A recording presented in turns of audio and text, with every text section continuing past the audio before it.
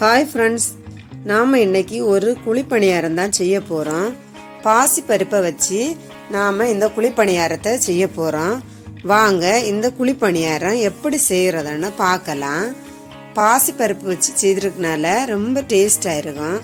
பாருங்கள், நான் இப்போ இதுக்கு 1 கப் அளவுக்கு பாசி பருப்பு எடுத்துருக்கிறேன். இதை இப்போ நாம் 2-3 தடவை தண்ணி விட்டு நல்லா கழுவி ஊற வச்சு எடுத்துக்கலாம். பாருங்க, இந்த மாதிரி கையால் பிசைஞ்சு நல்லாவே கழுவி எடுத்துக்கணும். கழுவி எடுத்து ஒரு 1.5 மணிக்கூர் நாம் இந்த பாசி பருப்பை ஊற வச்சு எடுத்துக்கலாம்.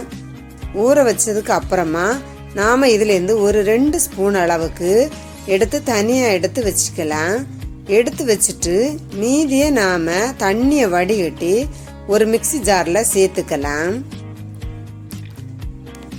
பாருங்க, தண்ணி இல்லாம தண்ணியிலேருந்து வடிச்சு இந்த பாசி பருப்பை மிக்ஸி ஜாரில் சேர்த்துக்கலாம். இது கூடவே ஒரு துண்டளவு இஞ்சி சேர்த்துக்கணும். இது கூட 2 பச்சை மிளகாயும் சேர்த்துக்கணும். கொஞ்சமாக தண்ணி விட்டு நல்ல மையா அரைச்சி எடுக்கணும். பாருங்க, இந்த மாதிரி நல்ல மையா அரைச்சி எடுத்துக்கணும். இதை இப்போ நாம் பாத்திரத்தில் விட்டு வைக்கலாம்.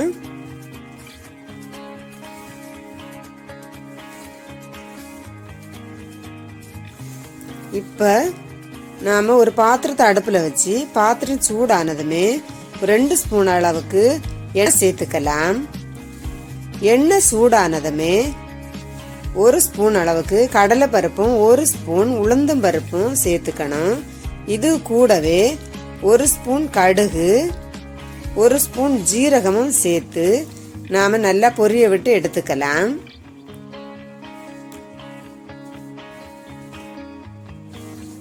பாருங்க, பொரிஞ்சிருச்சு. இப்போ நாம் இது கூடவே ஒரு பெரிய வெங்காயத்தை பொடியாக கட் பண்ணி சேர்த்துக்கணும். ஒரு கேரட்டையும் நாம் துருவி இது கூட சேர்த்துக்கணும்.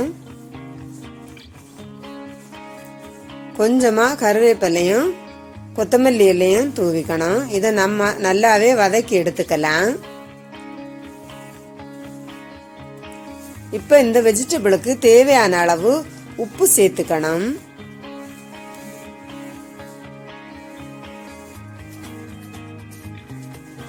போதும். இந்த ஸ்டேஜில் நாம் அடுப்பை ஆஃப் பண்ணி வச்சுக்கலாம் தனியாக எடுத்து.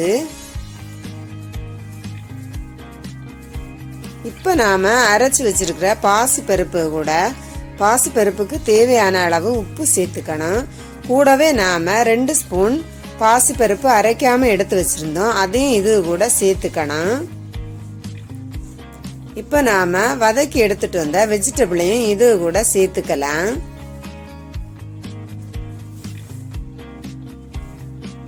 சேர்த்து நாம இதை ஒன்னாவே கலந்து எடுத்துக்கலாம். பாருங்க, இந்த மாதிரி நாம எல்லாத்தையும் கலந்து எடுத்துக்கலாம்.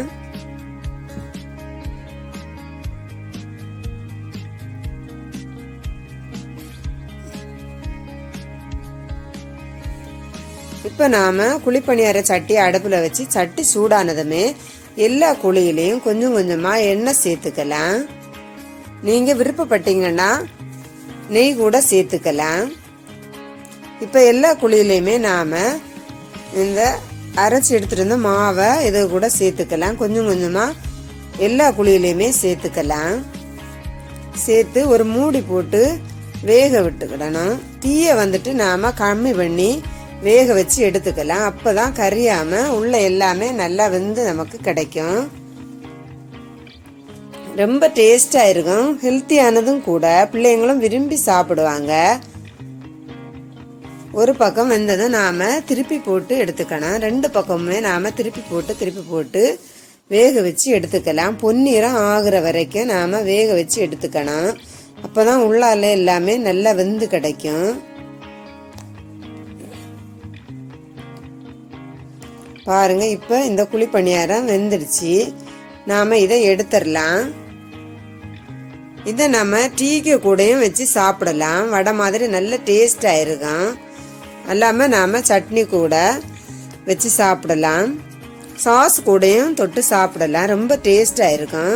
இந்த வீடியோ பிடிச்சுன்னா லைக் பண்ணுங்கள், ஷேர் பண்ணுங்கள், மறக்காமல் சேனலை சப்ஸ்கிரைப் பண்ணுங்கள். தேங்க்யூ ஃபார் வாட்சிங்.